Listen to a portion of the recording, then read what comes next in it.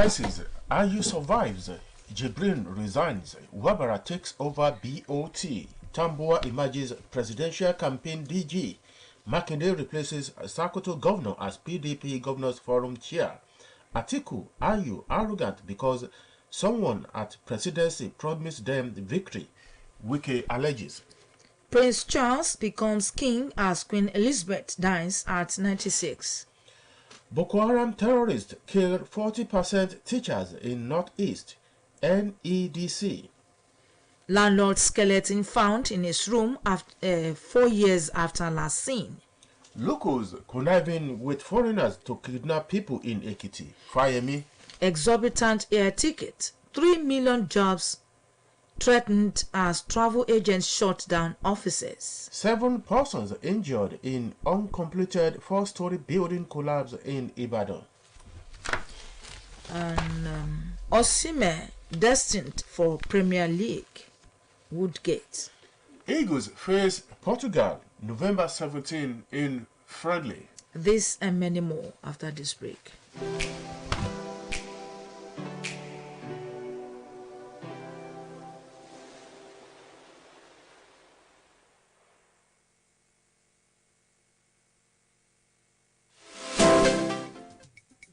Inform the general public, especially those who intend to purchase the post-UTME screening application form for the National Diploma Program (ND) of the Osun State Polytechnic Ire for the 2022-2023 academic session. That the form is now available for sale at a sum of 2,000 naira only. Applicants are to log into ospoly.edu.ng and purchase the form with ATM of any bank. Interested applicants are expected to possess credit passes in English language, mathematics, and any other 3 subjects relevant to the proposed course of study in not more than 2 sittings. There would be oral screening later. For more information, log on to www.ospoly.edu.ng or call 0803 4007 555 090 550 63355 and 070 5960 6371. Announcer BM Salawu, Esquire Registrar.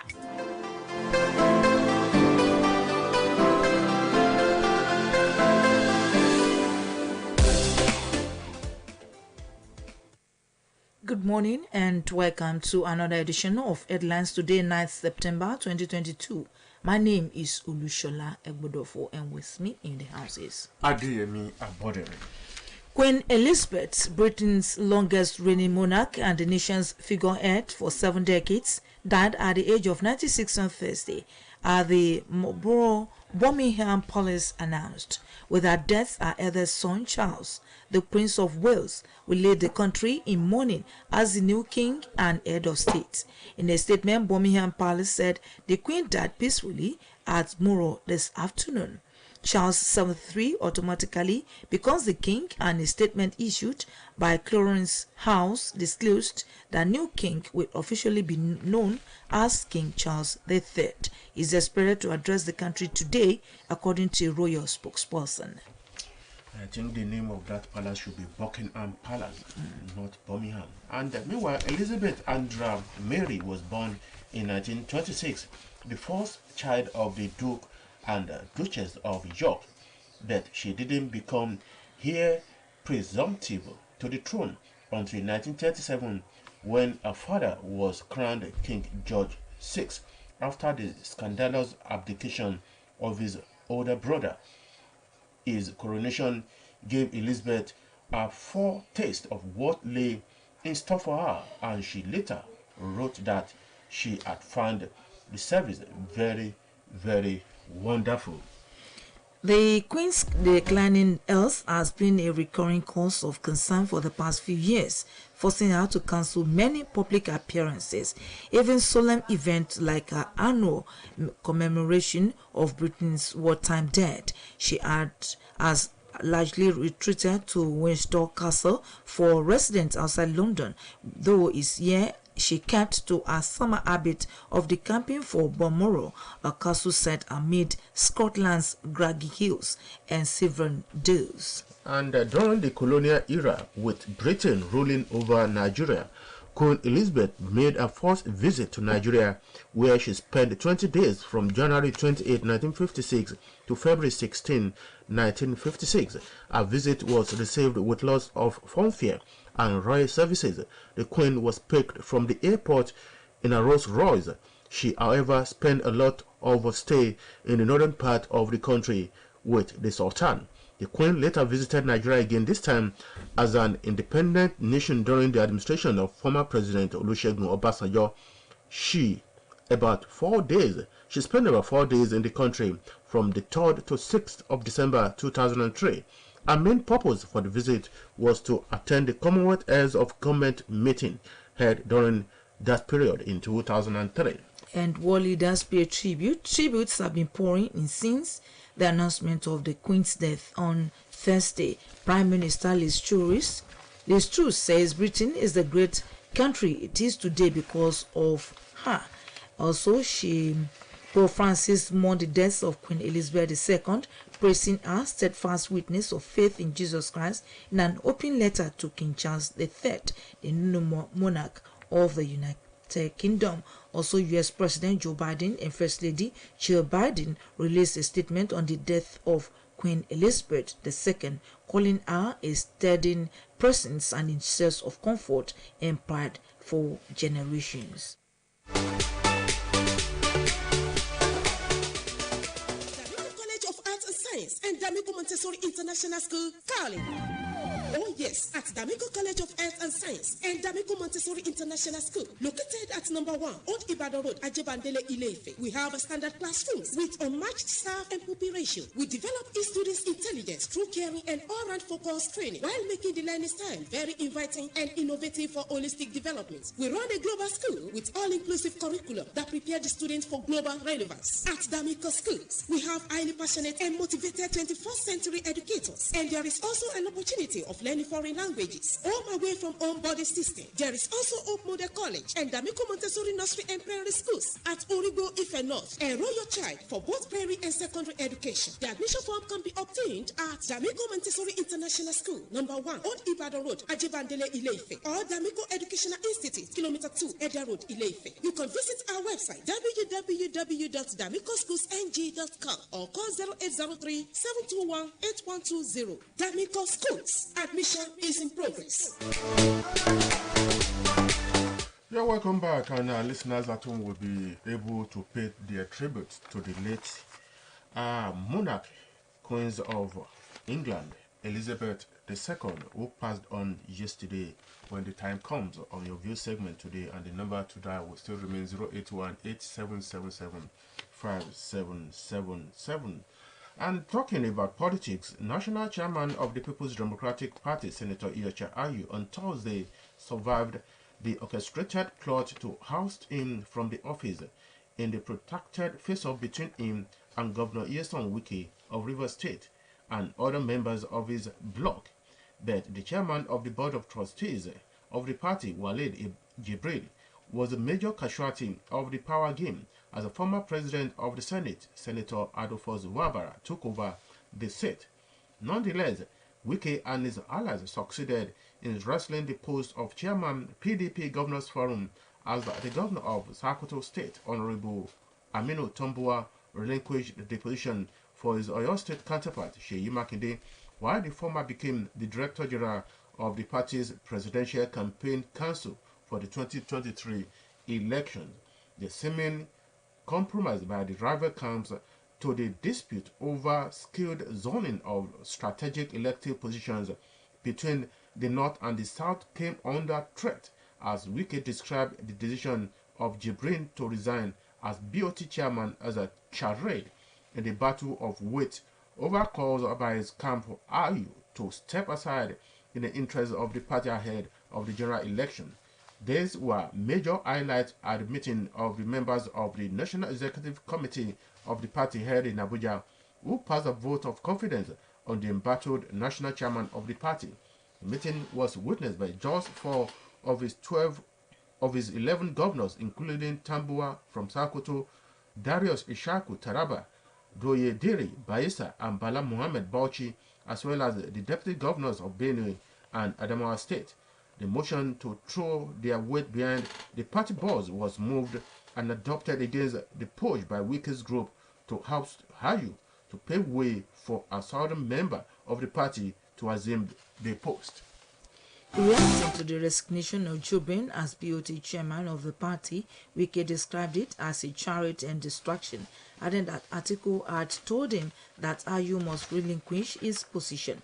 The governor said the current leadership structure, where the North holds the presidential ticket, as well as the national chairmanship positions, is against the constitution of PDP and a gross injustice to the South. Wike, during the inauguration of the Awada campus of the River State University and flag off of staff quarters, which was performed by Governor Seyi Makinde of Oyo State on Thursday, noted that the current hierarchy of the particularly when decisions are to be taken. And Ekiti State Governor and Chairman of the Nigerian Governors Forum, Kayode Fayemi, has expressed worry over the rising cases of kidnappings in the state, revealing that it has been established that local citizens were collaborating with foreign elements in perpetrating the act. Fayemi spoke with hosting members of Ekiti Council of Elders led by its Vice President, Chief Deji Fason, in his office in Ado-Ekiti, the state capital. He noted that government was quietly going after the criminal elements in the state, especially kidnappers, adding that a good number have been apprehended and will soon be charged to court. He warned criminals and miscreants to stay clear of the state, as the state already installed monitoring devices in several parts of the state, thereby leaving no hiding place for criminals.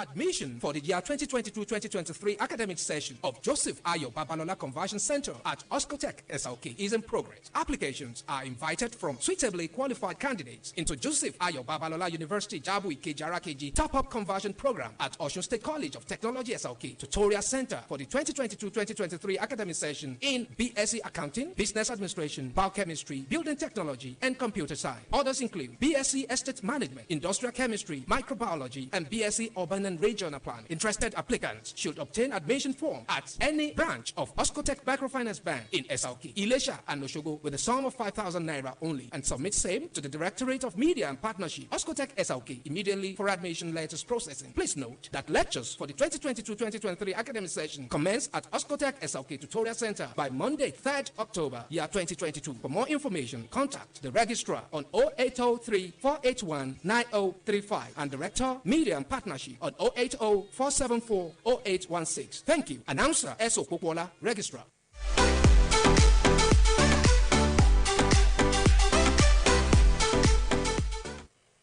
The National Association of Nigerian Students has called on the federal government to, without further delay, resolve the lingering strike by the Academic Staff Union of Universities or face mass action by the students. NANS President Umar Farouk Lawal, who addressed news conference on Thursday in Abuja, said the patience of students has been overstretched, stressing that government and ASU should return to negotiation table and resolve the impasse within days for students to return to their campuses.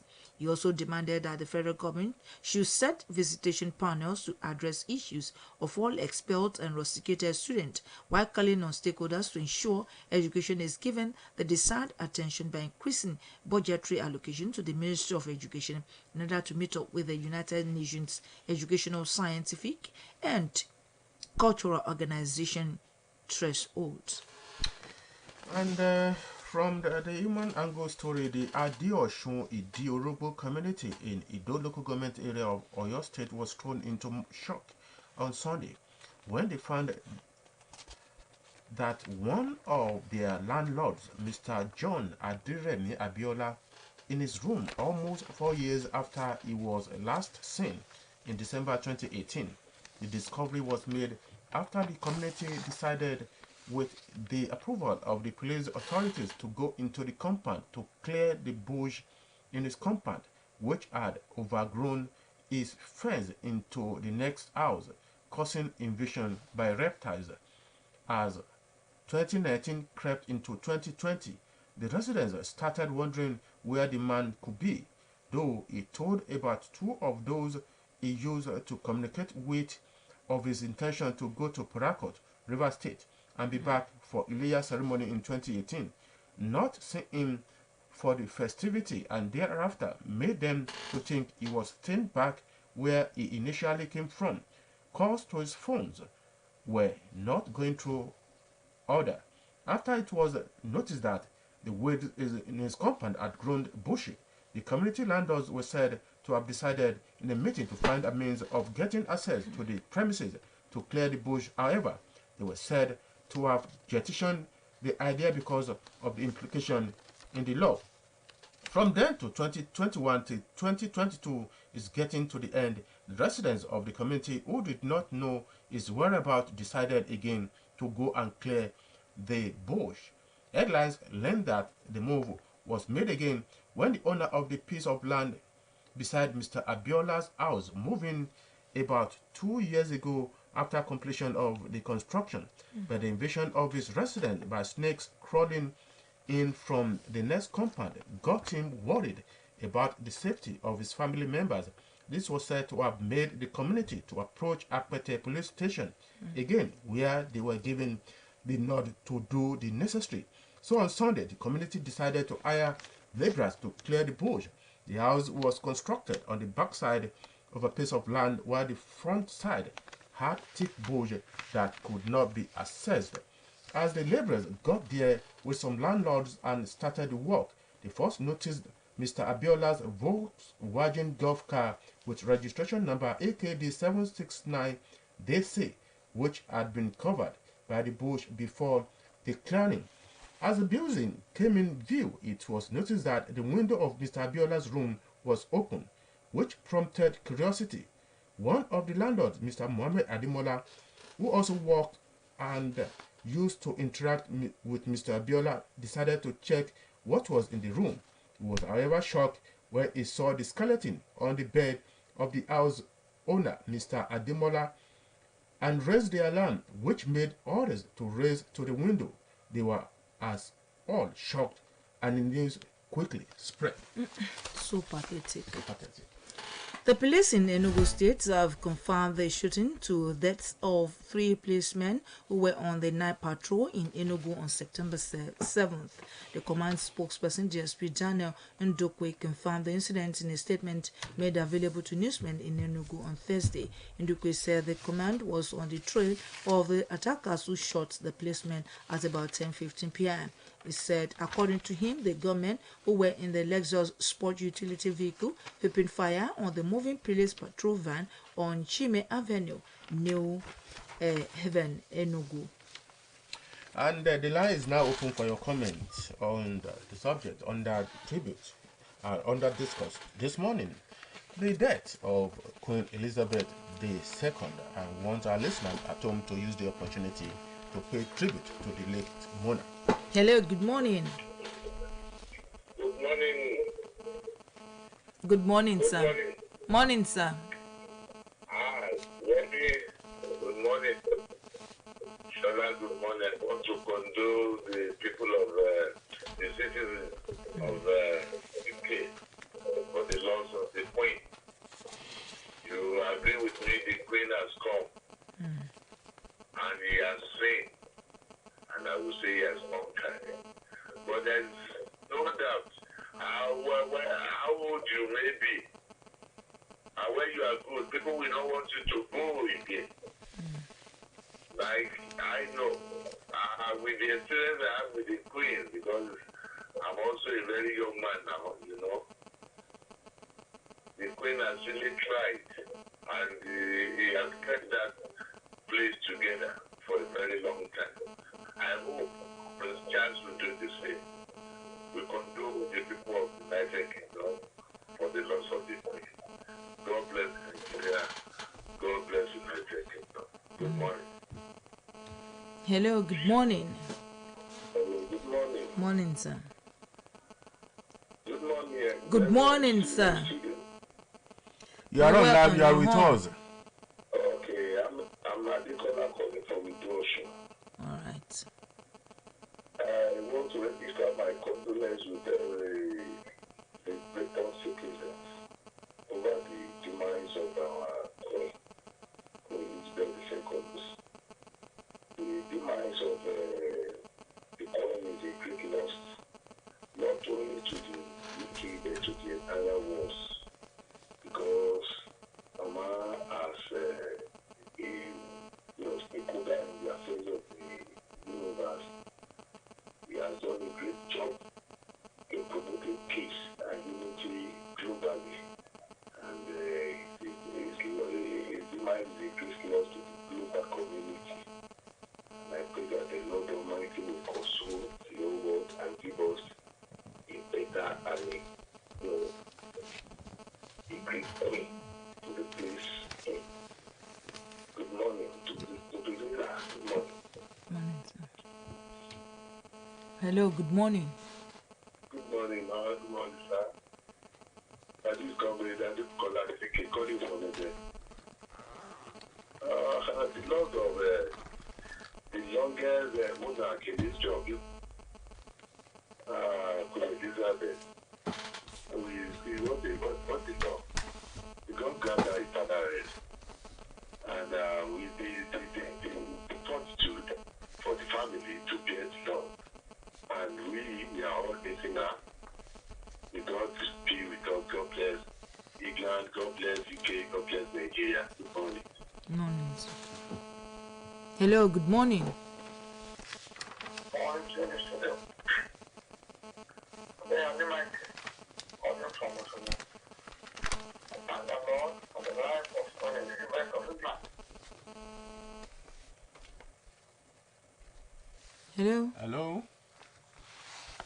we lost our call. Well, while waiting for another call, over 40% of teachers in the Northeast have lost their lives to insurgency-related attacks. Managing Director of the Northeast Development Commission, Mohammed Al-Khali, has revealed, appearing on the ministerial media briefing organized by the Presidential Communication Team at the Presidential Villa Abuja. He blamed the lack of a firm education system in the region for fueling the insurgency. 7 persons were injured in the early hours of Thursday when an uncompleted 4-story hotel collapsed at Awoshika Avenue in Bodija, Ibadan, Oyo State. The incident occurred at about 5:45 a.m. when Muslim faithful were returning from their early morning prayers.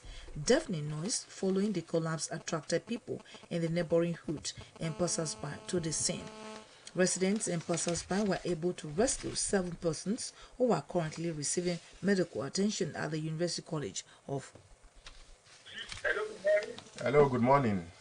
This is President calling from Rajji. I wish to congratulate with the British Empire on the death of Elizabeth II. God will be with them. I will be with Nigeria. Thank you. Yeah, thank you. Well, let's move to the sporting arena. Nigeria's Super Eagles have already set a friendly for September 27 against Algeria, and we also face Portugal in another friendly on November 17, according to a statement released by the Nigerian Football Federation on Thursday on its official website. The agreement between the Nigerian Football Federation and the Portuguese Football Federation shows that the friendly will take place at the Estadio de José Alvalade in Lisbon, Portugal on November 17. The game serves as part of build-up to the 2022 World Cup for Portugal, who are drawn in the same group with Ghana. Record Ghana stopped Nigeria Super Eagles from qualifying for the Mondial 2022. Former Real Madrid defender Jonathan Woodgate believes Napoli forward Victor Osimhen is destined for the Premier League. The Nigerian international was a handful against Liverpool in the UEFA Champions League game staged at Diego Armando Maradona Stadium on Wednesday night, though he was also injured in the match. And lastly from me, reigning 100-meter hurdles Commonwealth and World Champion Toby Amusan on Thursday retained the Diamond League title she won last year and also set a new record. The Ijebu-born girl, who holds the world record of 12.12 seconds, posted a new 12.29 seconds meeting record to win the 100 meters hurdles at the final Diamond League held in Zurich. Amusa 25 was presented with the Diamond League trophy in addition to $30,000 star prize money, while she also bagged a wild card for the World Athletics Championship next year in Budapest, Hungary.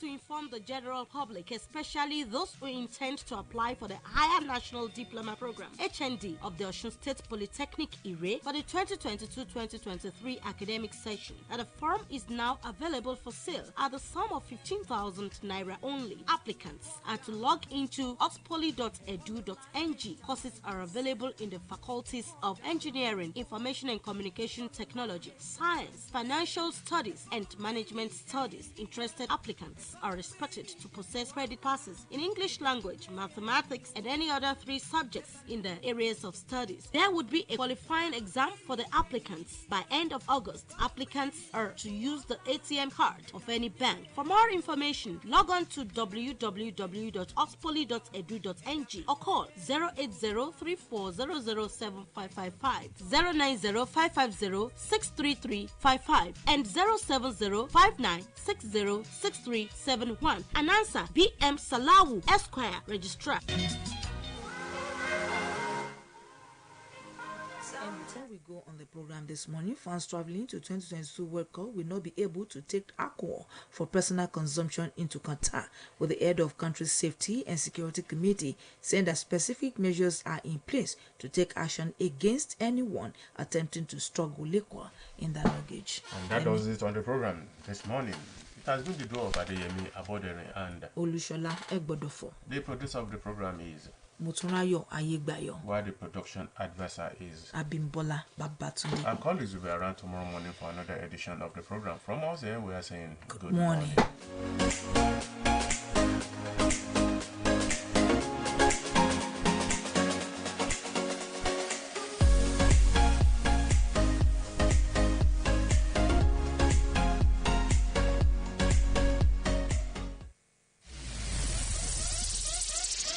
It's entertaining, it's educating, really informative, qualitative news as it breaks. It's OSBC Radio 2, 104.5 FM. Numero uno south of the Sahara, voice of the West. Tolu, báwo ni ìrìnàjò ẹ̀? Ilẹ̀ Haúsá dùn. Mo jẹ oúnjẹ kan tó ń pè ní dambu ìṣèkáfá níbẹ̀. Ọ̀rẹ́, adùn àti tasọ́sàn ìlú lárinrin. Oúnjẹ ti délẹ̀ o. Láìdé, oúnjẹ yẹn náà ló ṣe. Ó tún dùn jù yẹn lọ. Báwo ló ṣe sè é? Ìsebẹ̀ ọ̀ngà. Òun ni ìsebẹ̀ tó nílò fádùn àti tasọ́sàn tó lélẹ̀. Dùn àwọn tó fẹ́ràn nínú pẹ̀lú oúnjẹ aládùn nínú ilé rẹ̀. Onga, Mama's helping hand.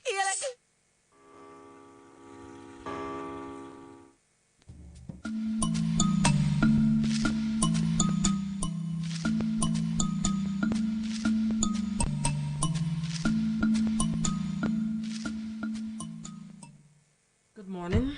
The state news. Former Permanent Secretary of the State, Mr. Dajamo, says without history in the school curriculum, Nigerian students cannot undertake and understand any sensible inquiry into the political, social, or moral issues in the society at large. Mr. Dajamo gave the assertion while exchanging views with OSBC News on the importance of history as a field of study in secondary and tertiary institutions in the country. Mr. Mao, who spoke against the backdrop of reintroduction of history in secondary school curriculum, noted that over the years, history has exposed students to diverse areas as it also proffered solutions to conflicting perspectives by situating complex viewpoints in time and placing and identifying sciences in the historical record. Noting that history is the study of the past to interpret the present, Mr. Mao maintained that history as a subject is capable of guiding the student to see trends and process it bordered in it to broader and holistic perspective. The educationists therefore implored government at all levels to give history its pride in the education curriculum. The Director General of Osun State Broadcasting Corporation, Mr. Rashid Folarame, has espoused the ingenuity of the initiator of the Super Kids for developing the artistic talent of a cross-section of young Nigerians through amazing artworks focusing on the drawing of nationalists in Nigeria. The Director General of OSBC gave the commendation during a courtesy visit of 50 young talented artists who scaled through to the final competition of 2022 Osun Super Kids Art Contest. Mr. Rashid Folarame was represented by the OSBC Public Relations Officer Benga Famino, extolled the initiatives of the proprietor of the Super Kids Talent Shop, Prince Adenle Babajide, for using the Super Kids platform to discover young talented artists.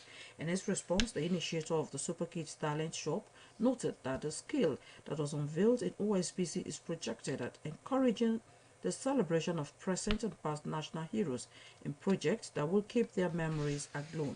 He maintained that the prodigy of the 50 students will be made public at an exhibition scheduled to hold between 1st and 9th of next month at Olufunke Kolawole Lakeside Resort, Abere. The state chapter of the Nigerian Union of Local Government Employees, NOLGE, has vowed to work against any political party that is against local government autonomy. The state president of the union, Dr. Nathaniel Ogungbangbe, stated this at the State Executive Council meeting held at Ologwega NOLGE Secretariat, Okejetu, Osogbo. Dr. Ogungbangbe used the occasion to appreciate the state governor, Mr. Adegboyega Oyetola, the Speaker, House of Assembly, Honorable Timothy Uweye, and other members of the House for listening to the yearnings and groanings of the masses. He, however, condemned some states that are not in support of local government autonomy, saying their refusal to pass same into law is an act that is anti-development. He therefore urged other states and House of Assemblies that are yet to pass local government autonomy bill to do so in the interest of the masses. And that was the state news. Good morning.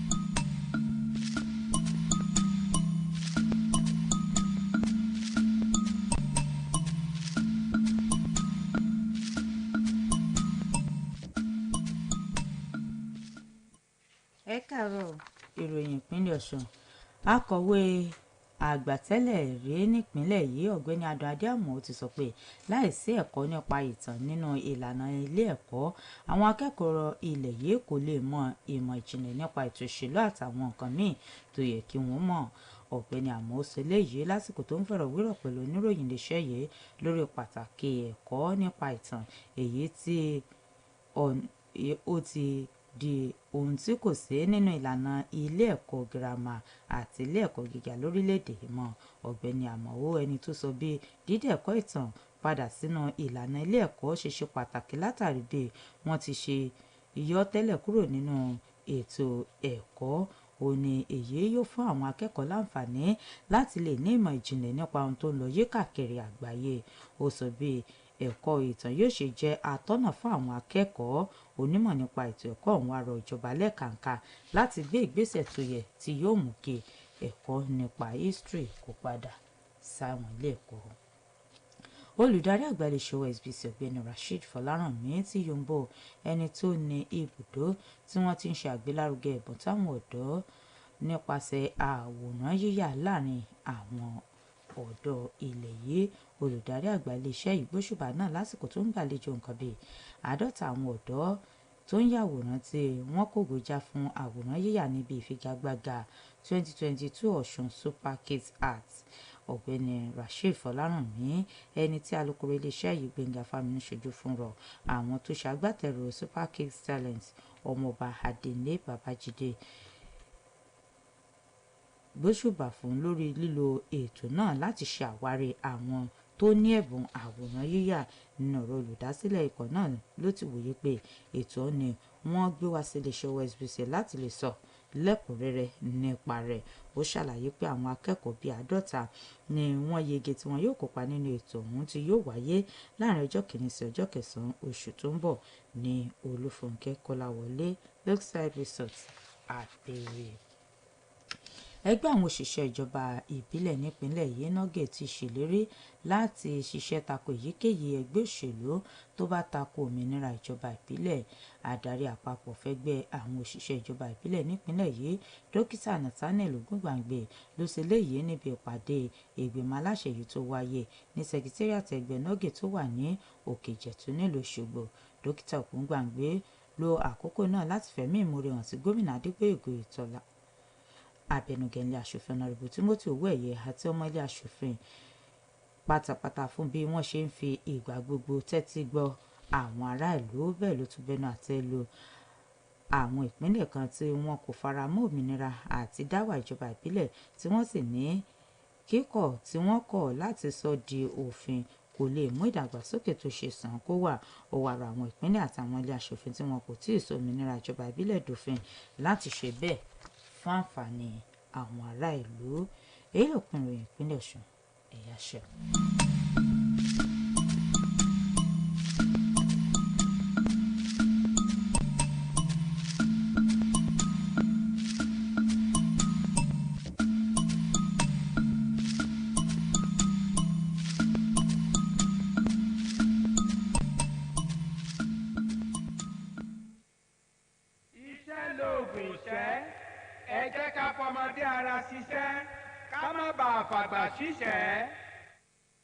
Rolling in 2, lights, camera, sound, action. It's here. MTN 5G, it's here. The MTN wonder. No, the wonder of no. This is how your line is supposed to go. The wonder of MTN 5G has arrived, and it's time for you to be a part of it. All you have to do is pre-order your own 5G router for 50,000 naira only. Visit www.mtn.ng/5G-router. Follow the instructions there and start your 5G life right now.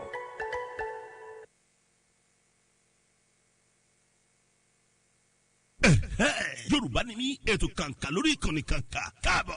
ọ̀làjúdé làwọn àgbàgbé àṣà ìbílẹ̀ wa civilization ló jàgbá gbogbo tàṣà ìbá. alámọ̀yọ̀ yọ bí ọjọ́ ó lálẹ́ bí oṣù màrè ọ̀kìn lọ́jà yẹ alámọ̀yọ̀ dé àpèdè àrà àpèdè bí ẹni lẹ́yìn òun gan lẹ́wọ̀n máa bá pàdé lórí àdágbà yamuyamu ètò ńlá Yorùbá ni mí ẹ̀yìn kọ́ ètò tó kún fún ọgbọ́n ìmọ̀ òye àṣà àti ìṣe Yorùbá ni mí lórí ètò yìí lẹ́wọ̀n ti máa gbádùn ọ̀kan òjọ̀kan ọ̀rọ̀ ìṣítí tó ń tìmọ̀ràn oríkì ilẹ̀ bàbá wa lórí ìkànnì 104.5 ilé àwíyé òkè balẹ̀ lọ́sọ̀gbò nípínlẹ̀ Ọ̀ṣun abala àkọ́kọ́ oríkì orílẹ̀ àgbọ́dún oríkì ilẹ̀ bàbá wa lẹ́wọ̀n máa gbọ́ lábala yìí abala kejì ní tààlẹ́mí níbẹ̀ láti ń sọ nípa ọ̀kan òjọ̀kan àwọn nǹkan kan tá à ń ṣe tí ò bá ìṣẹ̀dá wa mú láàrin aago mẹ́sàn-án kọjá ìṣẹ́jú mẹ́ẹ̀ẹ́dógún àárọ̀ sáago mẹ́sàn-án àbọ̀ ní gbogbo ọjọ́ Friday lẹ́wọ̀n máa gbé ètò Yorùbá ni mí láti polówó ọjà ẹ pè Arámáyọ̀ sórí nọ́mbà yìí 08161708955 08161708955 ètò Yorùbá ni mí ìtọ̀sẹ̀ yìí a ó dìjọ gbọ́ ni. As-salatu was-salam ala rasulillah wa ala alihi wa sahbihi ajma'in. ìjọ Ansarudeen káàkiri orílẹ̀-èdè yìí Ọ̀ṣun State Council tẹ pẹpẹ ètò lórí ẹ̀rọ rédíò ìpínlẹ̀ Ọ̀ṣun OSBC radio 104.5 FM Ansarudeen half-hour lórúkọ ètò gbogbo ọjọ́ Jímọ̀ yamul juma lè tó máa dé sí tìgbọ̀yìn látàgò 11 di aago 11 àbọ̀ òwúrọ̀ ẹ máa pàdé ìmáàmù àgbà ìjọ Ansarudeen fúnpínlẹ̀ Ọ̀ṣun Sheikh Imagbemi àti àwọn missionaries wa gbogbo ohun tí ẹ fẹ́ mọ̀ nípa ẹ̀sìn Islam pẹ̀lú ẹ̀rí tó jìnnà láti inú Al-Quran alápọ̀nlé àti ọ̀rọ̀ ànábì hadithu nabawi láwọn máa ṣàlàyé ẹ̀ lórí Ansarudeen half-hour Ansarudeen half-hour kì í ṣètò àsọ̀rọ̀ mágbèsìn máfèsìn ààyè wà fún béèrè àti dáhùn tètò bá ti lọ lọ́wọ́ ẹ sá máa pàdé ìmáàmù àgbà àtàwọn missioners Ansarudeen lórí ètò aago 11 sí 11 àbọ̀ gbogbo ọjọ́ Jímọ̀ Ansarudeen United Family Masha Allah.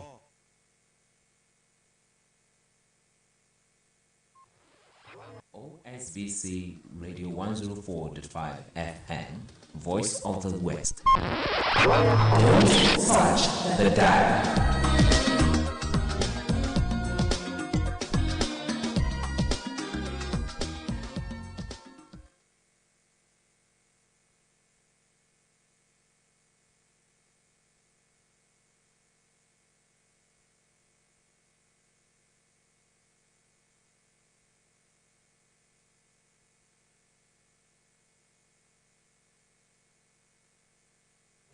Ire ti dé.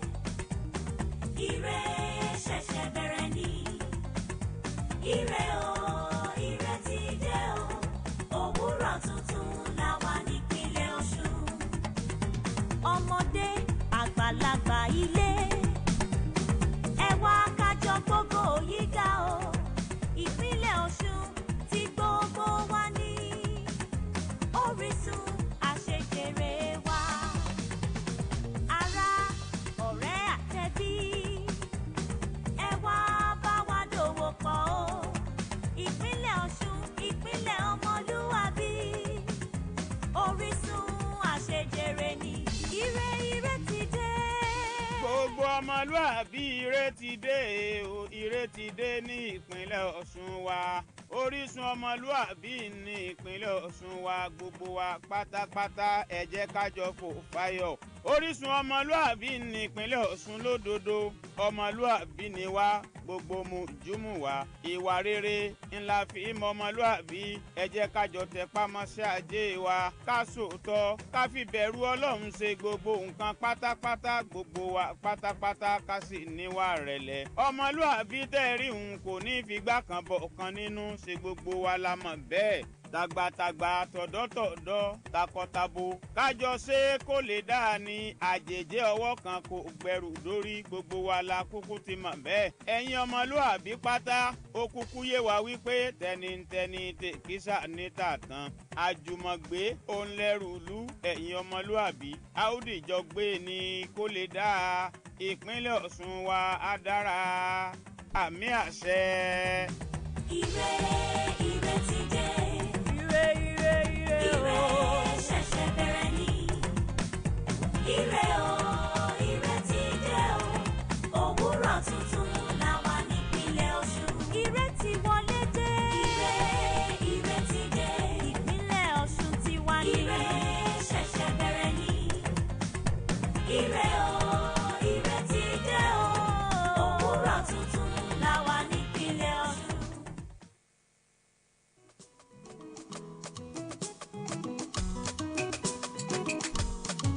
When you are suffering, you are troubling, you don't know which way to go, you don't know who to call for help. The creator, fabricator, the inventor of the moment. Colony is there for you. Colony is ready to answer. Colony, Adura.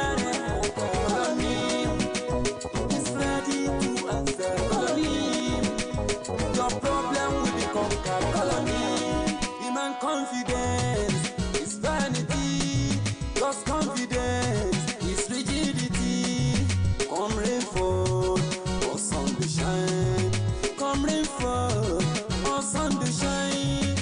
Colony, colony is there for you. Colony is ready to answer. Colony, Adura.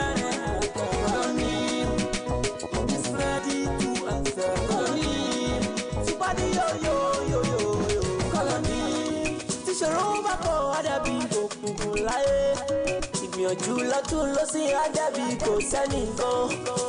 Mo fẹ́ pẹ́ mo fẹ́ ṣí ẹ̀jẹ̀ kan when I don't know who to call upon.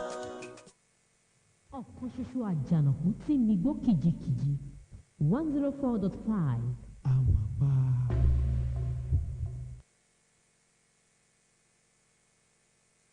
rédíò Ọ̀ṣun ilé àwíyé òkè balẹ̀ nílùú Òṣogbo làwà láti ń kàn sí ní báyìí ẹja tẹ́tí sí ọ̀tún káyé gbọ́.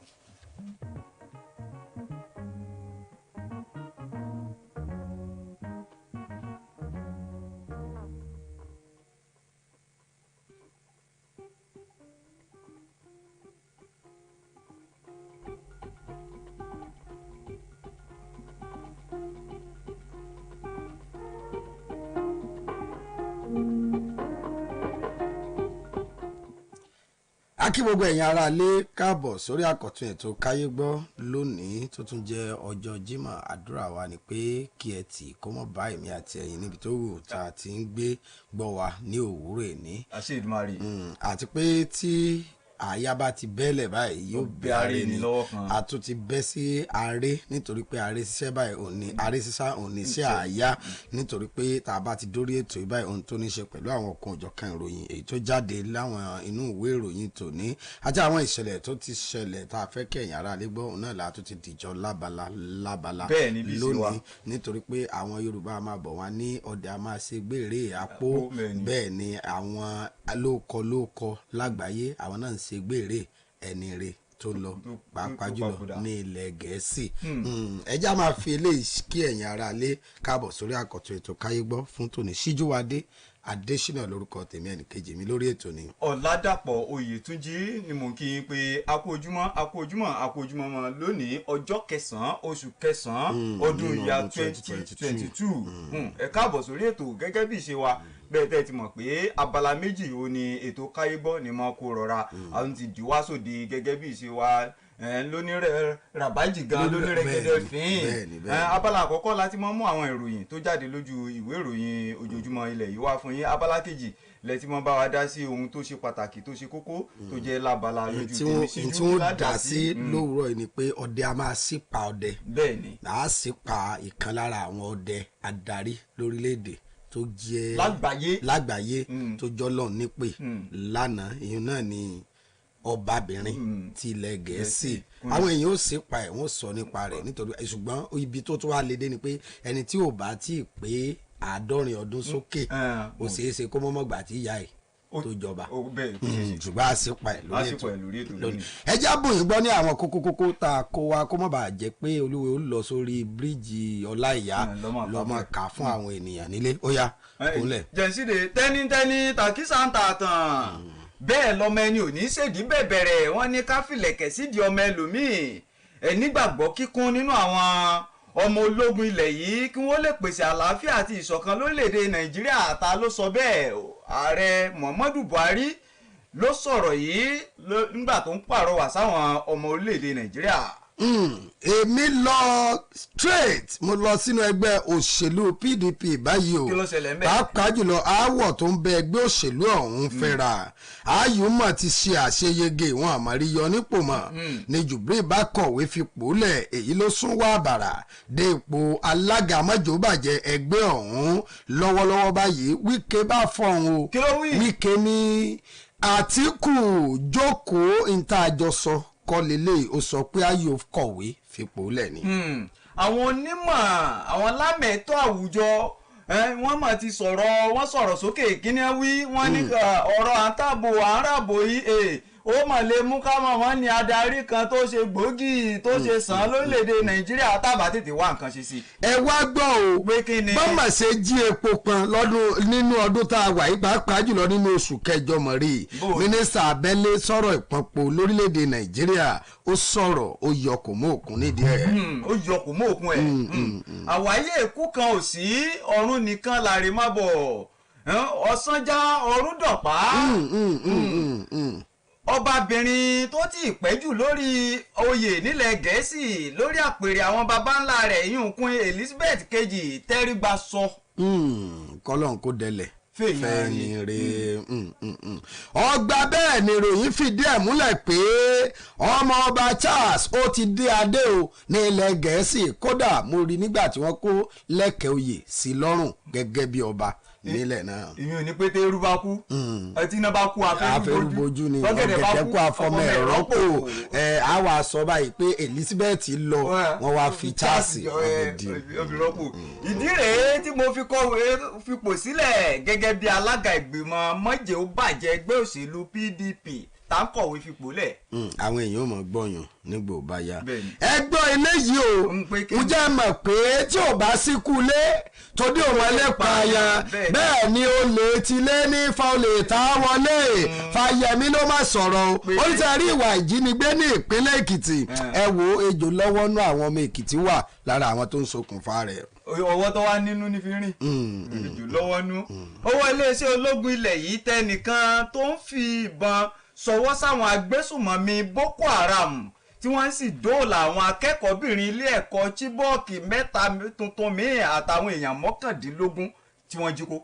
Gbẹ̀dùgbẹ̀ tó ń fì lókè yìí amámàjẹ́ ó jábọ̀ mílíọ̀nù 3 àwọn ọmọ orílẹ̀-èdè Nàìjíríà ó nílẹ̀ ń dòyìn ká báyìí ò lẹ́nu iṣẹ́ tí wọ́n gbà tí àwọn tó ní í ṣe pẹ̀lú ìrìnnà ojú òfurufú bá lè fárígá pé dọ́là làwọn ọmọ orílẹ̀-èdè Nàìjíríà yóò mọ̀ fi sanwó rìn lẹ̀. Dùgbẹ̀dùgbẹ̀ ń fì lókè lóòótọ́. Ìṣẹ̀lẹ̀ ní gbélu wọn dóde ọmọ ilẹ̀ yìí kan rẹ́wọ̀n he fẹ̀sùn ìfipábánilòpọ̀ lórílẹ̀‐èdè Scotland. Ló gbé dóde lọ́hùn. Dàpọ̀ ẹ mọ̀ máa fúnra tí ènìyàn rẹ tàbí alábàágbé rẹ nílé tó wà tó o bá rí lọ́jọ́ kìíní ọjọ́ kejì ẹ béèrè rẹ o onílé kan rèé lẹ́yìn ọdún 4 tí wọ́n ti rí kẹ́yìn egungun ara rẹ̀ náà bá nínú yàrá. egungun ara rẹ̀ ló wà táwọn ìbò pè ní skeleton. jákọjá lọ sókè lọ́hùn lórí ká bá ká gbo kókó ọ̀hún tán kó mọ́ bá di kókó jákọjá lọ sókè lọ́hùn.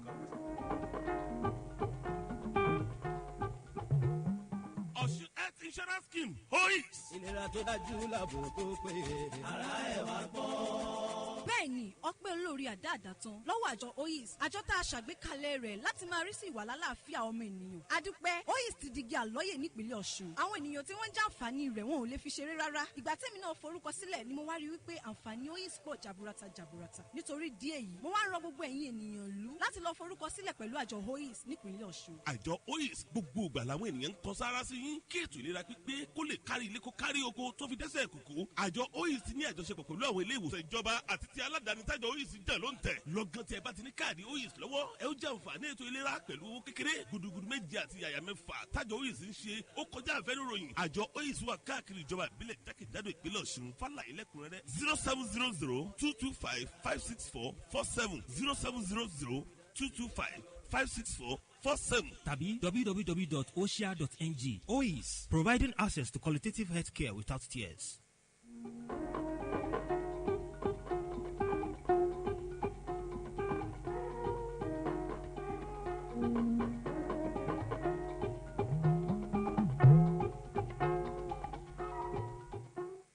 ó yà kó láti ibi tó wà. tẹnitẹni tàkísà ń ta àtàn bẹ́ẹ̀ ni Yorùbá bọ̀ wọ́n lọ́mọ ẹni ò ní ṣèdí bẹ̀bẹ̀rẹ̀ káfílẹ̀kẹ̀ sí ọmọ ẹlòmíì. ààrẹ Muhammadu Buhari ti rawọ́ rasẹ̀ sáwọn ọmọ orílẹ̀-èdè Nàìjíríà láti nígbàgbọ́ kíkún nínú àwọn ọmọ iléeṣẹ́ ológun ilẹ̀ yìí láti dáàbò bo orílẹ̀-èdè Nàìjíríà kálàáfíà àti ìṣọ̀kan lè wà láwùjọ ilẹ̀ yìí. ààrẹ Buhari pàrọwà yìí lánàá nílùú Èkó nígbà tó ń ṣíde ètò eré ìdárayá tí iléeṣẹ́ ọmọ ogun ojú omi gbé kalẹ̀ fún tọdún yìí tó wáyé nílùú Èkó ó fi dáwọn ọmọ ilẹ̀ yìí lójú pé iléeṣẹ́ ológun ilẹ̀ yìí kò ní tẹ́tì láti fòpin sí ìpèníjà ètò ààbò tó ń wáyé nílẹ̀ yìí pẹ̀lú àfikún pé àwọn iléeṣẹ́ aláàbò yóò rí pé gbogbo ohun tó bá gbà ni wọ́n fún láti dáàbò bo orílẹ̀-èdè Nàìjíríà lọ́wọ́ lògbòlògbò kò bá olé ètò ààbò tó ń fi ilẹ̀ yìí lápè ó ní ó ṣe pàtàkì fún àwọn ẹ̀ṣọ́ aláàbò láti pàtọ̀pọ̀ kó lè hó ṣùṣù kálàáfíà lè jọba lórílẹ̀-èdè yìí. ààrẹ Buhari wá ké sí ti kéré nílẹ̀ yìí láti rí i pé wọ́n fọwọ́sowọ́pọ̀ pẹ̀lú àwọn ẹ̀ṣọ́ aláàbò nípa fífìròyìn àwọn ohun tó bá ń ṣẹlẹ̀ eléyìí tó ṣàjèjì láyìíká wọn tó àwọn ẹ̀ṣọ́ aláàbò létí nítorí ọ̀rọ̀ ètò ààbò àjọṣe gbogbo èèyàn ni tí kò sì yẹ kẹ́ni kankan kó rí pé kó rò pé kò kan òun nítorí ó lè kẹni tí ó kàn ọ́ bí orin olórin kan tó ní ó lè kẹni tí ó kàn ọ́ la fi ní ká má fohùn tí ò dáa kan èèyàn kan ó lè kan ẹni tí ó kànyàn. ààrẹ Buhari ló sọ bẹ́ẹ̀. ẹ jẹ́ wo bí ààrẹ Muhammadu Buhari bó ti sọ̀rọ̀ ní ìpínlẹ̀ Èkó ṣebí Yorùbá bọ̀ nínú ọ̀kan lára àwọn àkọ́tọ̀ wọn wọ́n ní àáfàá sọ̀rọ̀ òjò kù ó ní Ọlọ́run sẹ̀rí òun làwọn ọmọ ogun orílẹ̀-èdè Nàìjíríà bá jẹ́rìí akitiyan ààrẹ Muhammadu Buhari lẹ́ka ètò ààbò nípa bí iléeṣẹ́ ológun ilẹ̀ yìí ṣe jẹ́ kó di mọ̀ pé ikọ̀ kan tí wọ́n gbé kalẹ̀ èyí tí wọ́n pè ní Adakian òun ló ti rí pé àwọn kojú oro sí àwọn onísùmọ̀mí pàápàá jùlọ àwọn tó ń gbìyànjú láti da ìlú Àbújá láàmú tí ọwọ́ sì ti tẹ̀ nínú àwọn agbódegba àwọn onísùmọ̀mí lágbègbè náà ó sọ èyí pé èyí jẹ́ ọ̀kan lára àwọn akitiyan iléeṣẹ́ ológun tí wọ́n sì tún ti gbìyànjú láti mú àwọn onísùmọ̀mí bíi 13 ní ìpínlẹ̀ Borno ó sì láwa rẹ onílára ìgbésẹ̀ iléeṣẹ́ ológun ilẹ̀ yìí láti lè jẹ́ kí àlàáfíà ó jọba pàápàá jùlọ láàrin ọjọ́ 15 oṣù kẹjọ sí ọjọ́ kẹjọ oṣù kẹsàn-án nínú ọdún tá a wà nínú rẹ̀ yìí iléeṣẹ́ ológun ilẹ̀ yìí ti dọ́là 7 nínú àwọn ọmọ akẹ́kọ̀ọ́bìnrin ilé ẹ̀kọ́ Chibok tí wọ́n sì ti rí dájú pé wọ́n tún fún àwọn onísùmọ̀mí lápè nípasẹ̀ àṣẹ tí ààrẹ muhammadu buhari pa pé kí àwọn tètè tún ra mú lẹ́ka ètò ààbò ilẹ̀ yìí pẹ̀lú fífọ́ sọ̀yà pé láìpẹ́ láì jìnnà orílẹ̀-èdè nàìjíríà wọ́n lè sùn kódà wọn ní tilẹ̀kùn tí ó sì sin tí ó ṣe wọ́n.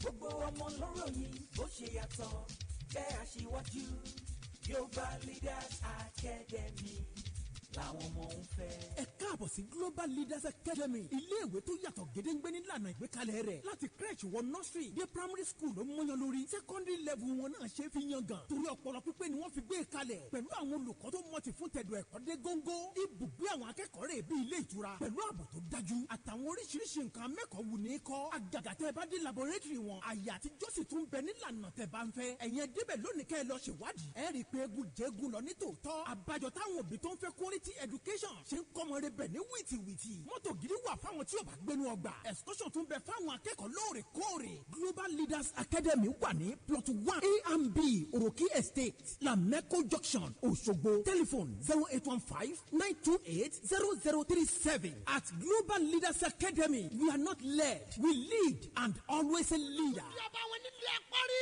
kẹ̀mbẹ́ wọ̀ ló ọba àwọn Sokoto ẹ̀rí mọ́. owó Global Investment Nigeria Limited dé ọba fún gbogbo àwọn oníbùsùn káàkiri àgbáyé.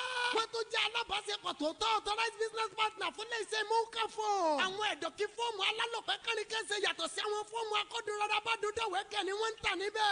different sizes of form bẹ́ẹ̀ bá ṣe fẹ́ sí lọ́pọ̀ yanturu. pillow bedsheet àti bẹ́ẹ̀ bẹ́ẹ̀ lọ́lẹ́ni wọ́n pèsè tó bá yẹ tè kó sọgbà. àwọn ni wọ́n tún ṣe omi inú ọ̀rá tó gbàgbọ́rọ̀ kan. owó blow pure water. àtọ́mi inú ike tó dára tó next table water. bákan náà ni wọ́n ń tawọ́ ẹni ọlọ́kọ̀ òjọ́kọ̀ pẹ̀lú ọtí ẹlẹ́rìí dòdò níbẹ̀. ilé iṣẹ́ owó blọ̀ ń wá alágbàtà fún mọ́kàfọ̀n báyọ̀. iye tí ilé iṣẹ́ mọ́kàfọ̀n gbé àwọn ọjà yìí jáde náà láwọn gbé fún yín pẹ̀lú kọmíṣán ti yín. wọ́n wà ní mọ́kà building beside senator fasemi house the day state Òṣogbo Asun state telephone 08033974110. owó blog Global Investment Nigeria Limited. ẹ̀yin lọ̀gá gbogbo wọn. ẹ káàbọ̀ padà. ẹnìkan tí wọ́n fura sí tó jẹ́ ọmọ ilẹ̀ òkèèrè tó ń fìbọn ṣọwọ́ sáwọn agbésùmọ̀mí Boko Haram ISWAP àtàwọn agbésùmọ̀mí yòókù tí wọ́n porúkọ rẹ̀ ní Abach Buka lọ́wọ́ àwọn ọmọ iléeṣẹ́ ológun ti tẹ̀ lójú ìjà báyìí o. Buka ló wà lọ́wọ́ bà pẹ̀lú abẹ́rẹ́ lóníranran lọ́wọ́ rẹ̀ àti káàdì tá a fi gbowó nílé ìfowópamọ́ tí wọ́n pè ní ATM àtowó tó dín díẹ̀ lẹ́gbẹ̀rún lọ́nà 300 náírà. àwọn ọmọ ológun tún dóòlà àwọn mẹ́ta míì tí wọ́n jẹ́ akẹ́kọ̀ọ́bìnrin ìlú Chibok tí wọ́n jí kó lọ nígbà tó ń bá àwọn oníròyìn sọ̀rọ̀ lórí akitiyan iléeṣẹ́ ológun lẹ́kùn ìdìbò mẹ́fẹ̀ẹ̀fà tó wà nílẹ̀ yìí. adarí ètò ìròyìn níléeṣẹ́ ológun ilẹ̀ yìí ọ̀gágun Musa Damadami sọ pé àwọn ọmọ ológun tí ń wọ̀ yájà pẹ̀lú àwọn ọ̀daràn ẹyẹ tí mú sàn nílẹ̀ yìí láwọn ìjọba ìbílẹ̀ kan nípínlẹ̀ Borno àti ìpínlẹ̀ Yobe lọ́wọ́ wọn tẹ àwọn agbésùmọ̀mí 14 tí wọ́n sì rí oríṣiríṣi ohun ìjà olóró bíi ìbọn jágàmù ohun abúgbàmù alùpùpù kẹ̀kẹ́ àtẹ̀rọ ìbánisọ̀rọ̀ 10 ọ̀tọ̀ọ̀tọ̀ tó jẹ́ tìgbàlódé gbà lọ́wọ́ wọn. bẹ́ẹ̀ ni wọ́n tún dóòlà àwọn èèyàn 19 míì tí wọ́n jí gbé gbà padà lọ́wọ́ àwọn ajípolówó kú tantan táwọn yìí tí wọ́n ń pera wọn ní Boko Haram.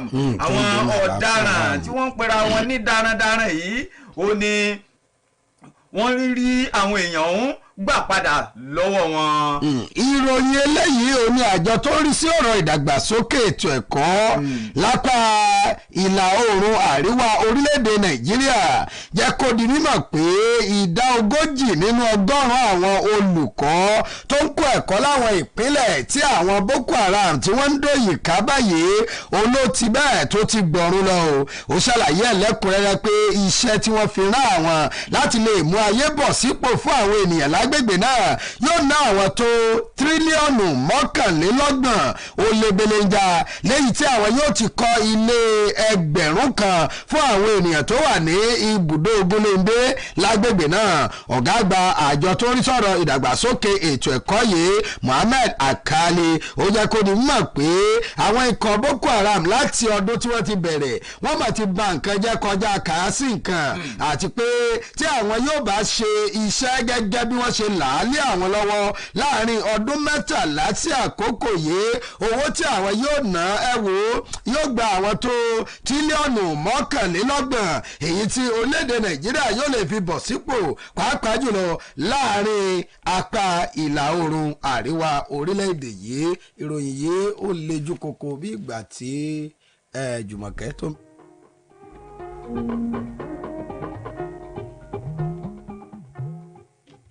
òyìnbó oníbàyà tún gbé tuntun yọ o young directors wọn kò níṣẹ́ tuntun dé òyìnbó oníbàyà tún gbé tuntun yọ. young directors àwọn òyìnbó ojúlówó báyà ọkọ̀ tuntun tó dáńgájíá dáa ti mọ̀ wọ́n mọ̀ lọ́jọ́ pípẹ́. wọ́n ti gbé wọn àrà ní ìyá o.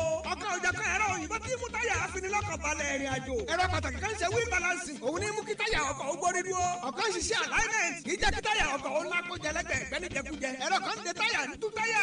àṣẹ máa bá pẹ́ lẹ́nu iṣẹ́ kan òyìnbó bẹ̀rẹ̀ àdá. young directors làgbà níbi ká tojúlówó táyà ọkọ̀ èrò. àlòpẹ́ táyà ọkọ̀ ayọ́kẹ́lẹ́ táyà ọkọ̀ ọkọ̀rọ̀pẹ́ ọkọ̀ àjàgbétó ẹ̀ má ti jíìpù. gbogbo ajíta táyà lọ́kọ̀ young directors lásìwájú. níbi ká ta táyà tuntun lọ́wọ́ pẹ́rẹ́dẹ́. ó wà ní nọ́mbà 45 Ajégúnlẹ̀ lọ́nà Analtech hospital lọ́sọ̀gbọ̀. Ajégúnlẹ̀ ní gbogbo àwọn ẹ̀rọ òyìnbó tá a lù wọ̀nyí wà. aago wọn ní 08033825490 àti 08033742156. òyìnbó táyà àlòpẹ́ títí ní young directors. òyìnbó ní táyà tó pé tuntun yọ. ẹ káàbọ̀ padà ìròyìn tọwọ́ mi ló ní ìdí rèé ìdí ìlẹ̀kẹ̀ ìdí tí mo fi kọ̀wé fipò sílẹ̀ gẹ́gẹ́ bí alága ìgbìmọ̀ májẹ̀úbàjẹ́ ẹgbẹ́ òṣèlú PDP lórílẹ̀‐èdè Nàìjíríà ọ̀gbẹ́ni Walid Jibril ló ti kọ̀wé fipò rẹ̀ sílẹ̀ gẹ́gẹ́ bí alága ìgbìmọ̀ ń báyìí. ọ̀gbẹ́ni Jibril ẹni tó kéde ìgbésẹ̀ yìí lásìkò ìpàdé ìgbìmọ̀ náà tó wáyé nílùú Àbújá lánàá sọ pé ìpinnu òun ọ̀hún kò sẹ́yìn ọ̀nà láti rí pé ẹgbẹ́ òṣèlú náà àti olùdíje wọn fúnpò ààrẹ Alhaji Atiku Abubakar jáwé olúborí lásìkò ètò ìdìbò àpapọ̀ tí ó wáyé lórílẹ̀‐èdè Nàìjíríà lọ́dún tó ń bọ̀. gbogbo ohun tá a fẹ́ ni pé gẹ́gẹ́ bó ṣe wí gbogbo ohun táwọn fẹ́ ni pé Alhaji Atiku Abubakar di ààrẹ orílẹ̀‐èdè yìí ní gbogbo ọ̀nà. ìdí rèé tóun sẹ́nitọ́ Walid Jibril fi yẹ̀gbá gẹ́gẹ́ bí alága ìgbìmọ̀ májẹ̀úbàjẹ́ ẹgbẹ́ ọ̀hún ṣe bí àwọn àgbàbọ̀ wọn ní ohun tá a bá fẹ́ ó bàjẹ́ ojú là á mú tò. mo ti bá olùdíje fún ipò ààrẹ sọ̀rọ̀ kí n tó gbé ìgbésẹ̀ náà tó sì ti gbà pé tóun bá ti wọlé òun ó fún mi nípò tó tún ga ju ipò eléyìí tí mo wà lọ. ìdí rèé tí mo fi kọ̀wé fipò sílẹ̀. olórí ilé asòfin àgbà ilẹ̀ yìí tẹ́lẹ̀ rí sẹ́nitọ́ Adolphus Wabara ni wọ́n ti yàn báyìí bíi adelé alága ìgbìmọ̀ májẹ̀úbàjẹ́ tuntun nẹ́nẹ́ fẹ́gbẹ́ òṣèlú náà káyé gbọ́ bá ní ọ̀rọ̀ ṣe ni wò ká lè mẹ́ni tó fẹ́ ni.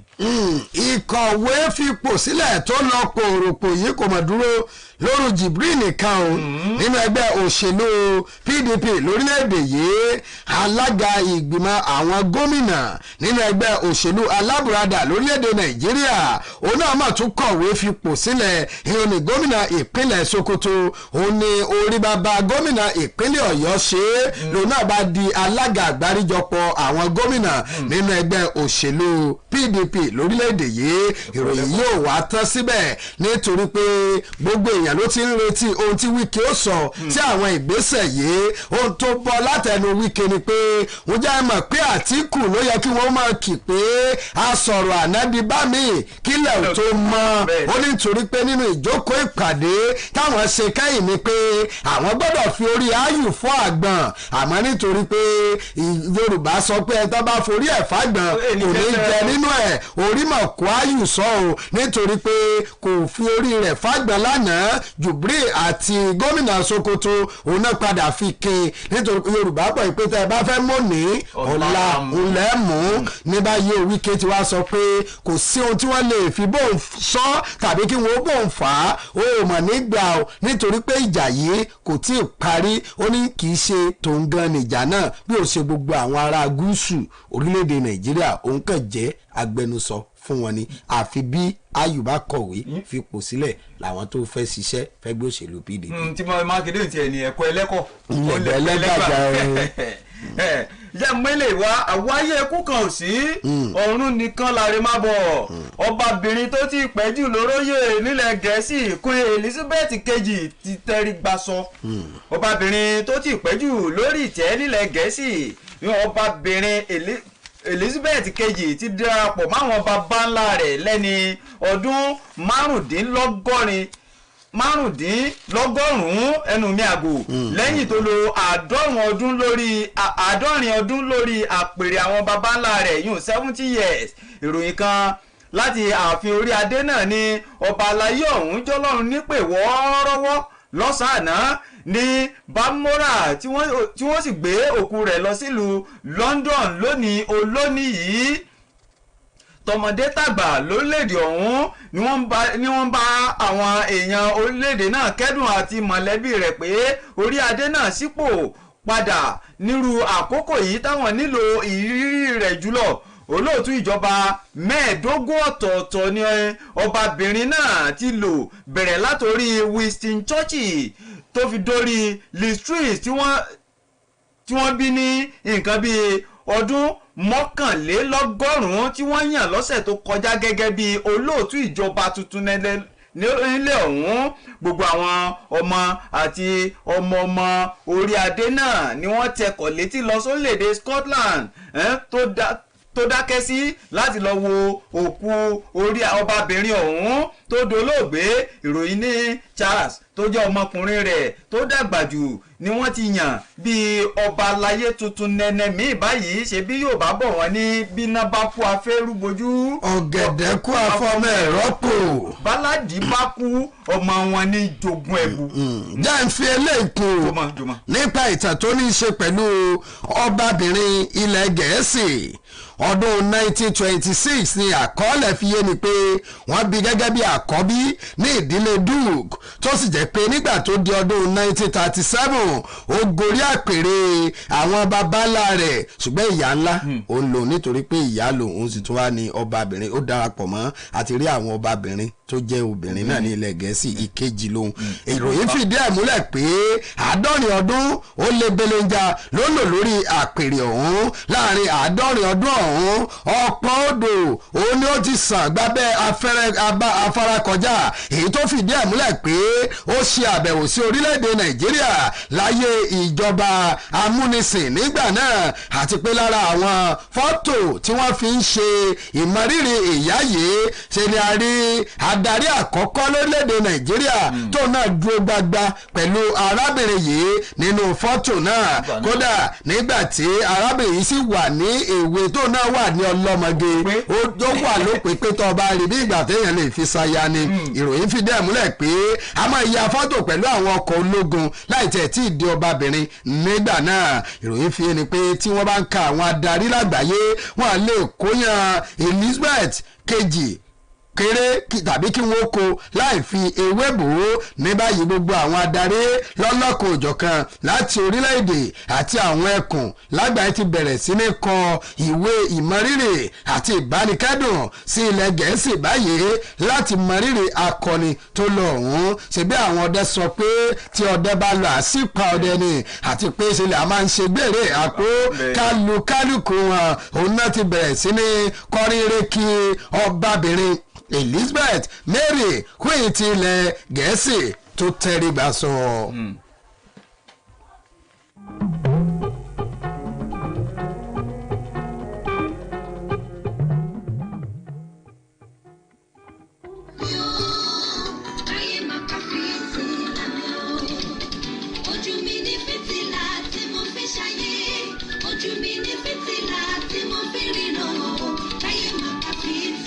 ayé ọmọ ní gba fìtílà gbogbo wa. ipò owó tó bá ti rí kùdìẹ̀kùdìẹ̀ lórí ìmọ́lẹ̀ rẹ. èyí tí ò sí mbẹ̀ tẹ́lẹ̀. olóhùn rẹ nìkan ń dàbí èèyàn méjì. wọn náà gbìyànjú ọkàn sí bàbá olójú láti gbé egbòogi ìbílẹ̀ lura. egbòogi tó ti wà látàyé àwọn baba ńlá wa. èyí tí wọ́n ń lò tí mọ́lẹ̀ wọn fi ń bá wọn dọjú alẹ́. tí wọn kì í fi ní ìṣòro kankan lórí ìmọ́lẹ̀ wọn. gbogbo àwọn tó ń lọ sọ́dọ̀ wọn ni wọ́n kọ́ lórí pé. ọ̀bọ̀lọ́hún máa gba fìtílà wa. ọ̀bọ̀lọ́hún máa gba fìtílà wa. ẹni ojú ẹ bá fọ fìtílà ló fọ́ o. ọ̀bọ̀lọ́hún máa gba fìtílà wa. ọlọ́run gbọ́lọ́jọ́ òní kò ní sọ gbogbo aṣọ́kùn ayé. àdírẹ́sì wọn rèé o. nọ́mbà 19 àlàáfíà street ìyànà tó dojú kọ Mr Big ìgbọ̀nà nílùú Òṣogbo. ẹ̀rọ ìbánisọ̀rọ̀ wọn rèé 08023908367 08023908367 àpò olójú worldwide. sára rẹ̀ rèé o. ẹ káàbọ̀ padà ìṣẹ̀lẹ̀ ní gbé wọn dóde ṣe bí yóò bá bọ̀ wọ́n ní ẹrú kan ní mú ní búgba ẹrú ọmọ ilẹ̀ yìí kan rẹ́wọ̀n he fẹ̀sùn ìfipábánilòpọ̀ lórílẹ̀‐èdè Scotland ọmọ ilẹ̀ yìí kan tórúkọ rẹ̀ ń jẹ́ Jeffrey Oviasoge tó ń gbé ní Aberdeen lórílẹ̀‐èdè Scotland ẹni tó fi tìpátìkúùkù bá obìnrin kan lájọṣepọ̀ nílé ẹjọ́ gíga lórílẹ̀‐èdè ọ̀hún ti rán lẹ́wọ̀n ọdún 4 àtòṣù 8 péré báyìí pé kó lọ pa kó sì dé pa. Oviasoge ní lóòótọ́ lódodo ló ń fi tìpátìkúùkù bá obìnrin ẹni ọdún 29 ọ̀hún sùn lọ́jọ́ 26 oṣù kẹsàn-án ọdún tó kọjá. ọmọ ilẹ̀ yìí náà tó jẹ́ ẹni ọdún 19 ló kọlu obìnrin ọ̀hún tó sì fipá ṣe kinní ọ̀hún fún un nílé rẹ̀ tó wà ní Aberdeen. ìròyìn tó fi hàn pé ìwé ìrìnnà ọmọ ilẹ̀ yìí ọ̀hún tọ́jọ́ ti lọ lórí rẹ̀ láti nǹkan bíi oṣù 6 sásìkòkò tó ṣèkọlù ọ̀hún tó sì ti ń gbé ní United Kingdom látọdún 2018. Oviasoge ló ṣèkọlù sí obìnrin náà nílé rẹ̀ lẹ́yìn tó darí padà sílé níbi tó ti lọ báwọn ọ̀rẹ́ rẹ̀ ṣeré láìmọ̀ pé Oviasoge ń yọ́ kẹ́lẹ́kẹ́lẹ́ tẹ̀lé òun lẹ́yìn kó tó di pé ó kọlu òun tó sì kọ́kọ́ ṣe bí ọṣẹ ṣe sojú kó tó di pé ó fi tipátìkúùkù jẹran sunkún sí ọmọbìnrin ọ̀hún ni wọ́n bá gbé lọ sí ilé ẹjọ́ gíga orílẹ̀-èdè ọ̀hún bá ní kí Oviasoge kó lọ fi aṣọ péńpé roko ọba fọ́dún 4 àtòṣù 8. ẹ jẹ́ àwọ ìròyìn yìí ò nítorí pé ó kára lé ó kára oko níbi àwọn ènìyàn agbègbè Adéọ̀sán ìdí orógbó ní ìjọba ìbílẹ̀ Ìdó ní ìpínlẹ̀ Ọ̀yọ́ ṣe ṣàdédé bára wọn ní ipò tí wọn ò rò tì nígbà tí wọ́n gbìyànjú láti gé igbó kan èyí tó ti fẹ́ẹ́ digbó àìwọ̀ sí àdúgbò náà ṣe ni àwọn tí wọ́n bẹ̀ lọ́wọ́ ẹ̀ láti wá gé ko yìí lẹ́yìn ìgbà tí wọ́n gba ìwé àṣẹ láti ọ̀dọ̀ ọlọ́pàá pé àwọn máa fẹ́ wọ inú ilé ẹlòmíràn nítorí pé igbó yìí ó ti ń di ẹ̀rù jẹ̀jẹ̀ fún àwọn àdúgbò. kété tí wọ́n bẹ̀rẹ̀ iṣẹ́ ohun tó kọ́kọ́ ṣe àwọn tí wọ́n gbà síṣẹ́ ọ̀hún ní àárín òun ni bí wọ́n ṣe déédé kan ọkọ̀ èyí tó ti wà ń bẹ̀ tí igbó ti bò mọ́lẹ̀ tí táyà rẹ̀ ò sì jò bẹ́ẹ̀ ni kò wúkọ́. èyí gan ló fún wọn lára pé kí ló lè ṣẹlẹ̀ kéèyàn gbé ọkọ̀ síbí láti bí ọdún díẹ̀ sẹ́yìn tí igbó yóò fi gùn dé báyìí. ìkan lára àwọn onílé lágbègbè ọ̀hún tó ń ṣe àbójútó iṣẹ́ náà ló bá rìn káàkiri ibi tán ti sán èyí tó ti gba ẹ̀gbẹ́ wíńdò ilé ọ̀hún kọjá ṣàdédé ló tajú kan nígbà tí ó wò ó lórí tí wọ́n ṣí wíńdò yàrá kan sílẹ̀ inú wíńdò yìí gan ló gbà nájú sínú ilé tó dédé ń wo aṣọ lórí bẹ́ẹ̀dì ojú tó ràn máa gbègbè ọ̀hún kò ṣe mẹ́ni kò ṣe méjì tí ló ń wo egungun ara ọ̀gbẹ́ni John Adéníran Abíọ́lá lórí ibùsùn tó ti tàkàkà sí tí ó sì sí ẹran ara àti ẹ̀mí lára rẹ̀ mọ́. nínú ìwádìí àti àwọn ọ̀rọ̀ tí wọ́n dìjọ ń sọ náà fi mọ̀ pé ṣe ni arákùnrin náà máa ń wá tó sì máa ń lọ sí ìlú Port Harcourt láti wá oúnjẹ òòjọ́ rẹ̀ àmọ́ tó ní òun yóò wálé láti wá sọdún nínú oṣù kejìlá ọdún 2018 tí ìròyìn fìdí ẹ̀ múlẹ̀ pé wọ́n á sì rí bẹ́ẹ̀ ni wọ́n wà ìròyìn yìí ni káyé gbọ́ wá fi ń ro àwọn ènìyàn pàápàá jùlọ ayálégbé àtònílé tó bá ti ń tọ́jọ́ mẹ́ta àbí mẹ́rin tó kẹ́fín ẹnì kejì àbẹ́nì kẹta rẹ tẹ́jọ́ ń gbàdúgbò ẹ wà lọ o nínú àwọn ọ̀rọ̀ tí àwọn ènìyàn ń sọ lórí ọ̀rọ̀ yìí wọ́n ní lóòótọ́ làwọn mọ̀ tó sì máa ń dá síyàn ládùúgbò ṣùgbọ́n àwọn ò rí mọ̀lẹ́bí kankan pẹ̀lú rẹ̀ rí nígbà tí wọ́n ń tú àwọn ní ilé yìí àti àwọn ẹ̀yà ara ọkọ̀ mi ò ní tàn yín wọ́n bá àwọn id card èyí tó sọ nípa orúkọ rẹ̀ àti àwọn ibi tí wọ́n lè wá sí pẹ̀lú bó ti ń jẹ́ kódà ìwé ọkọ̀ tó ṣe lọ́dún 2017 ni ló sì wà nínú ọkọ̀ náà káyé gbọ́ tó wá sọ pé Jùmọ̀kẹ́ ẹ máa béèrè ara yín.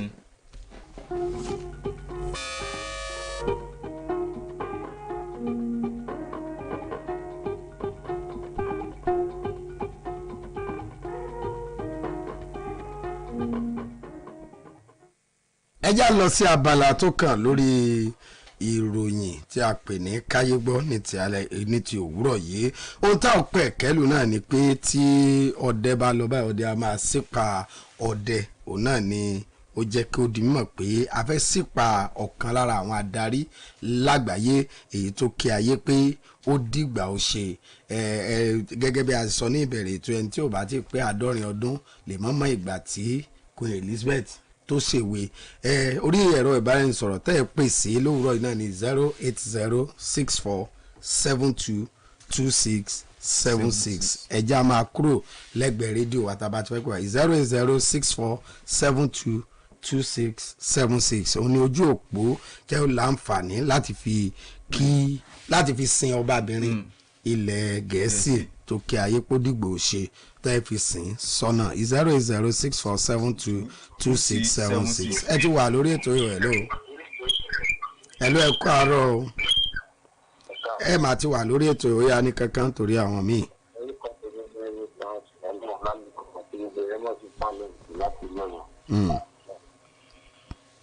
ọba tó ìtàn gidi sọ nípa wọn ó sì lọ rí ọlọ́run jẹ́ kí gbogbo wa náà bàbá lè fẹ́ sọ dáadáa nípa wa. àmín.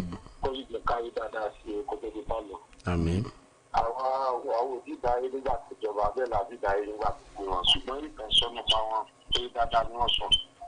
ṣé ẹ̀kọ́ sì ni eléyìí jẹ́ fún oníkálukú wa náà pé ìgbéga ayé tá a bá máa gbé ìgbà tá a bá máa lọ bóyá pa nípò lórí ni àbáwá nípò aláṣẹ ká gbìyànjú láti ṣe dáadáa torí ìgbà tá a bá lọ nígbà yìí máa sọ dáadáa nípa bí wọn náà. ẹ ṣeun 08064722676 lójú òpó tó débi tá a wà ẹlú ẹ ti wà lórí ètò yìí o ẹ bá gbé ìṣòkè ẹ kó ń dé ẹ̀rọ rédíò yìí ká lè gbádùn ara wa ẹlò ó dá ẹja fẹ́ lómi láǹfààní ẹlò ẹ ti wà lórí ètò yìí o. ẹlò ẹ kú ètò. ẹ káàárọ̀. Táíwò àṣà méjì rẹ̀ láti lọ Ẹdẹ. ẹ ṣeun. àti obìnrin náà tó lọ. kò mà lè gbọ́ ọmọ ẹja kí àwọn èèyàn lú wọn ni. àti àwọn èèyàn lú wọn wọ́n kú rọ̀jú ọlọ́run fi oríṣi ẹni rẹ tó lọ. gbogbo àwọn òkú ọ̀run tiwa náà ọlọ́run forí jì wọ́n lápapọ̀. gbogbo Nàìjíríà ọba ọlọ́jọ́ òní kó jẹ́ dẹ̀rùn ọba ẹnìkọ̀ọ̀kan wá o. àpò ètò ọlọ́run ìjọba jẹ. hello. a dà fún yín. àmín. ẹ kúṣẹ́. ẹ ṣeun bàbá yìí. ẹ wò lélẹ̀ àtẹlẹyẹlé nílùú Ilé-Ifẹ̀. a kí wọn ní Britain. àdẹ̀gbé wa káàkiri àgbáyé pátá. a kí gbogbo àwọn obìnrin ní pàtàkì jùlọ. àdẹ̀gbé gbogbo ọba lágbàáyé. a wá kí gbogbo wa lápapọ̀ ní Nàìjíríà. ẹ jẹ́ a ṣe dáadáa ẹnìkan làárọ̀ yẹn èyí o yá dáadáa dẹ̀ níyà yẹn ẹ rí pé gbogbo tẹ bá wo bó ṣe rí láti ìgbà ọmọ kékeré ẹ títí di ìgbà tó dàgbà àwọ̀ ẹ̀ sì dúró síbẹ̀ ni ó lẹ́sìn ká tó gbé ìdílé ká tó sọ́dí ìyá ẹ̀ dáadáa lórí ká ṣe láti sọ̀rọ̀ tàwọn náà ní dáadáa tó a bá kú mẹ́sàn-án ibi tó ní kálukú wa bá kù díẹ̀ káàtó sí ká túbẹ̀ ṣe pàápàá àwọn olórí wa nílùú yìí ẹ jẹ́ àṣẹ dáadáa fún ìlú yìí náà kí là ń bá ká àdúrà yín ó gbà. àmín. ẹ ṣeun. 08064722676 ni nọ́mbà tẹ́ pè dá sí ètò. 08064722676. ẹ ló ẹ ti wà lórí ètò yìí. ẹ káàárọ̀ adúlọ́gbọ̀n báyìí láti àdá. ẹ ṣáwò. ẹ bá pẹ̀lú sí gbogbo àwọn fámìlì rẹ̀ bá fẹ́ bá pẹ̀lú sí àánú kò sẹ́ni tí ilé náà lè ṣẹlẹ̀ sí bá náà ti ṣe ń gbọ́dọ̀ ní wọn ìyá dáadáa ní. ẹ ṣeun. ẹ ṣeun. hello. hello ẹ káàárọ̀. ẹ káàárọ̀. ẹ mọ̀ bó ètò. ẹ ṣeun. làákàrí yóò ní dàrú o. àmín. ọmọ ìfọ̀sùn ló pè láti gbé ẹdẹ. ẹ ṣáwò.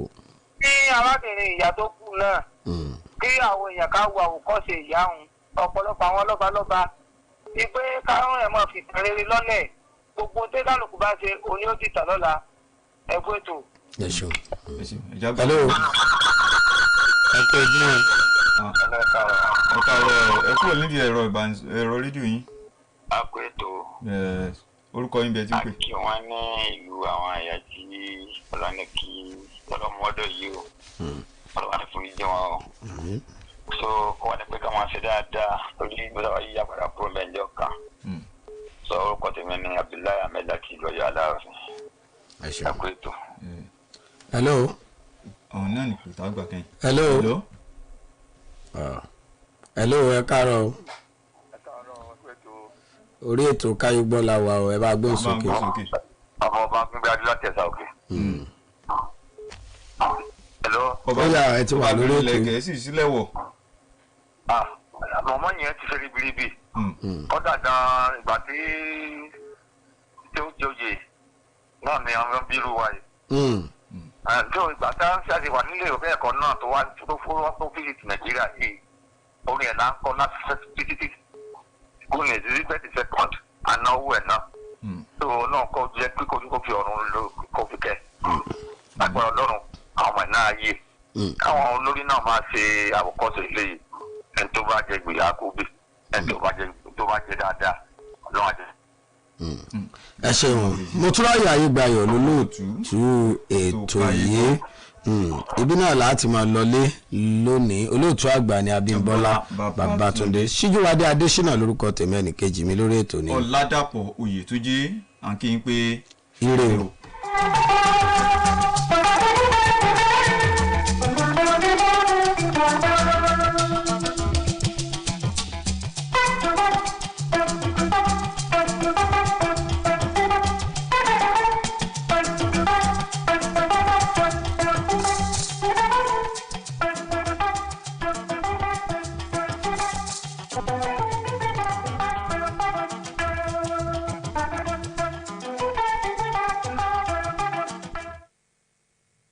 ṣoṣo àjànàkú tí mi gbó kìjikìji 104.5.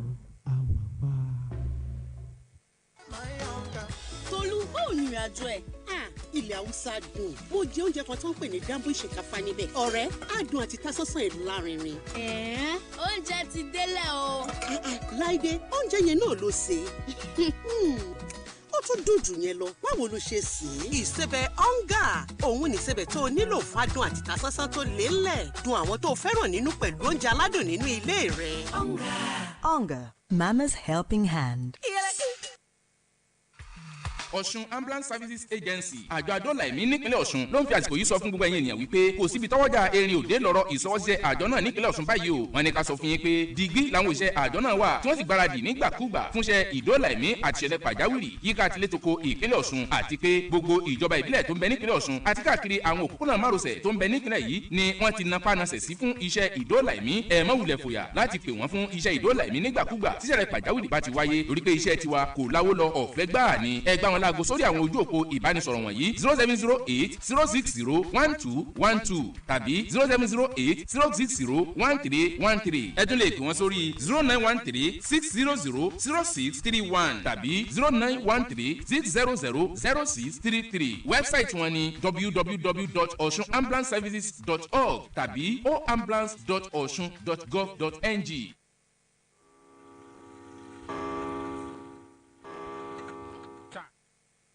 From Niger, 60 years of comfort. Quality is right, is right. Thank you for all the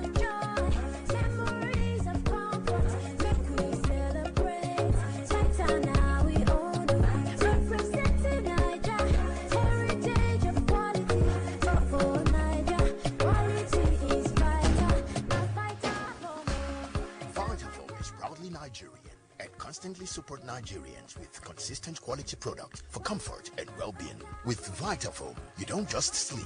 We give you comfort that gets you recharged. For more information, visit www.vitafoamng.com. Vitafoam, the fine art of living. Mo kí gbogbo etí tó láǹfààní láti máa gbọ́ mi lákòókò yìí. Dr. Samson Adeniran lórúkọ mi. Èmi ni international president